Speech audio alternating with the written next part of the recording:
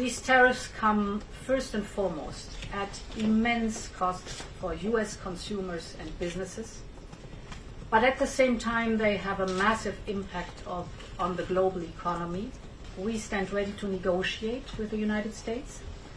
Indeed, we have offered 0 for 0 tariffs for industrial goods, as we have successfully done with many other trading partners, because Europe is always ready for a good deal, so we keep it on the table.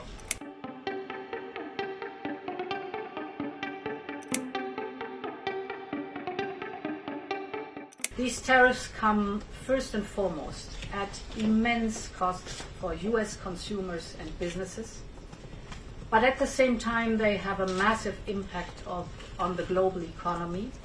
Especially hard hit are the developing countries.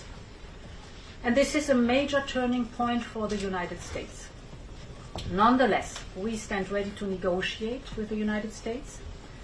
Indeed, we have offered 0 for 0 tariffs for industrial goods, as we have successfully done with many other trading partners, because Europe is always ready for a good deal, so we keep it on the table. But we are also prepared to respond through countermeasures and defend our interests. And in addition, we will also protect ourselves against indirect effects through trade diversion. And for this purpose, we will set up an import surveillance task force. We will work with industry to make sure we have the necessary evidence base for our policy measures, and we will stay in very close contact to minimize effects of our actions on each other. Today and tomorrow I continue my intense outreach to the industrial stakeholders in the European Union. I met with the steel and aluminium industry this morning, as well as Business Europe and SME United. I'm meeting the automotive industry still today and the pharmaceutical industry tomorrow morning. We're discussing the response to the United States, but also the other two pillars of our strategy. The one is strengthening our single market, so getting rid of remaining barriers. And the other pillar is diversifying our trade relations. Specifically, further diversifying our trade relations is very critical for us, because this broadens the market opportunities and is crucial for our companies. So we will focus like a laser beam on the 83% of global trade that is beyond the United States, vast opportunities. And this is why we're deepening our relations with our trading partners.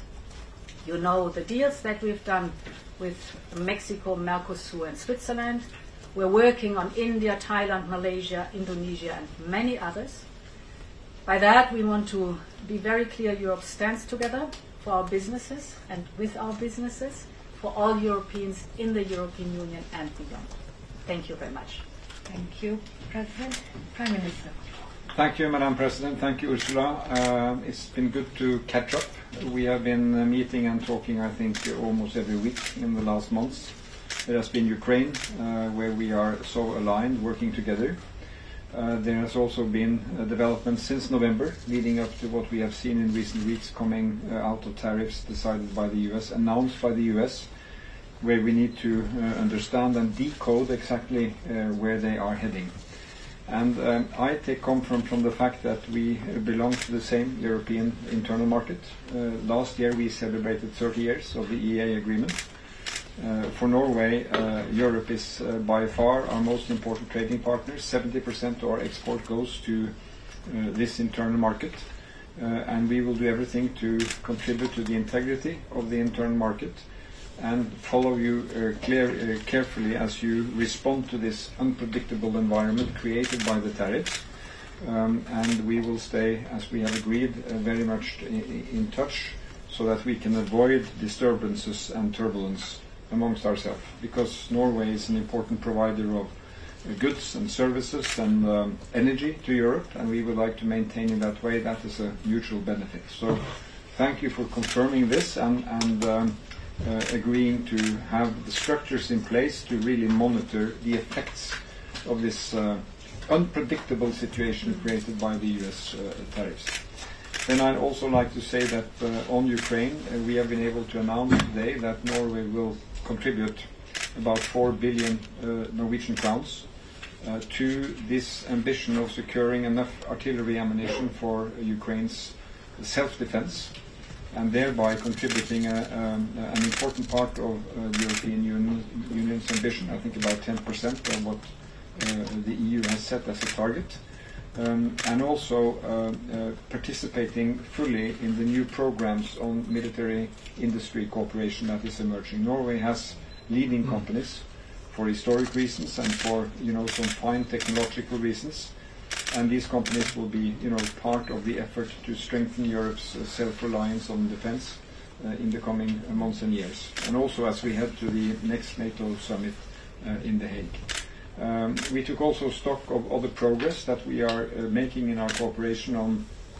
secure connectivity, on health cooperation, and in other areas where the European Union and Norway have a good and established dialogue. And I really appreciate, Madam President, that you take care and are attentive and so knowledgeable of this relationship. That is a good sign for us, and we really share your ambition of having a united European approach to this quite unstable world as we face it today. Thank you very much, Prime Minister. We can take a couple of questions. Anders, please. President, you told us about an import task force. What Norway fears it's a protective tariff where Norway falls outside and must pay tariffs to the EU in a given situation. What's your view on this? Do Norway has to pay these kind of tariffs to the EU? So to be very clear, Norway is inside our single market, and Norway will stay and remain inside our single market. This is crystal clear. And what we're doing is establishing a task force for import surveillance.